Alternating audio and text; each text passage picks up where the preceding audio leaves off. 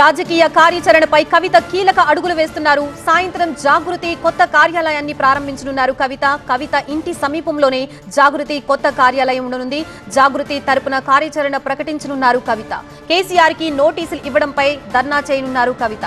June 4న Indira park దగ్గర మహాధర్నా నిర్వహిస్తారు. ఈ సాయంత్రం కీలక ప్రకటన చేసే అవకాశం ఉన్నట్లుగా తెలుస్తోంది. ప్రస్తుతం ఇదే అంశానికి సంబంధించి మనకి పూర్తి అప్డేట్స్ ఇవ్వడానికి మా ప్రతినిధి రాకేష్ సిద్ధంగా ఉన్నారు. రాకేష్, రాజకీయ కార్యాచరణపై కవిత కొన్ని కీలక అడుగులు వేస్తున్నట్లుగా తెలుస్తుంది. ఈ సాయంత్రం ప్రెస్ మీట్ లో ఏ విషయాలు వెలుగులోకి వచ్చే అవకాశం ఉంది?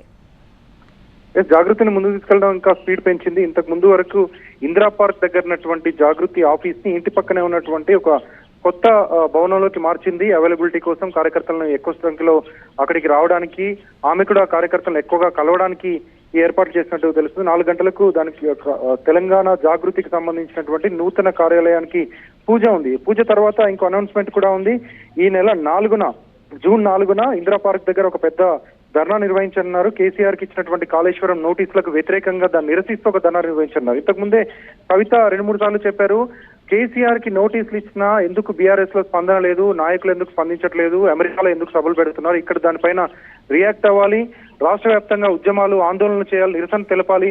అది పక్కన పెట్టి కొంతమంది నేతలకు వచ్చినటువంటి నోటీసులు పెద్దగా చూపిస్తూ వాళ్ళ కోసం నిరసనలు చేస్తూ పార్టీకి ఆయువు పట్టుగా ఉన్నటువంటి కేసీఆర్ కి ఇచ్చినటువంటి నోటీసుల విషయంలో ఎందుకు మౌనంగా ఉంటున్నారంటూ ప్రశ్నిస్తున్నారు.